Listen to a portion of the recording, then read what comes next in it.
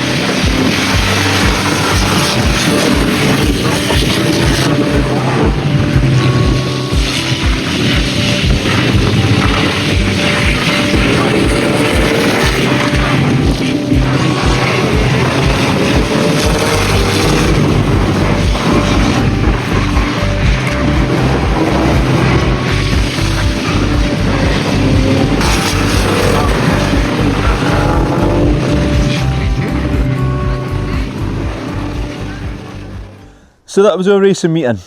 All in all, we had a bit of fun, got a good buzz, got a sore neck. But look, I was out there, I've had a shot now, I've done what I wanted to do, and I didn't get too badly hurt. I mean, this'll be alright in a few days. Plenty of paracetamol and a couple of beers tonight, I think. But a special shout out to wherever it went. Ah, it's in the back of the seat. A special shout out to Racing Minds for giving me a brand new t-shirt. I think Lauren's already claimed that as a jammy top, which is very nice of her. A big thanks to all the guys that were on the tools, everyone that came down to watch us, and if you got a chat with me, thank you very much. A thank you to Paul Woods, Reese Woods, Danny Potts. He done a nice post about this on Northern Bangers, which is on the bonnet. Thank you to all the lads in the Friday Club. You all know who you are. Everyone got stuck in, made sure I was alright, and for me that meant a lot. Because I know to some people it doesn't look that much, but I mean I've certainly got a lot more respect for these guys that do this week in, week out. I mean, again, at that meeting there was back to basics bangers, there was lady bangers, and them ladies can drive bloody fast, like very fucking good drivers. So it was really cool to watch, and everyone had the right attitude, smiles all around, and I think that's about it.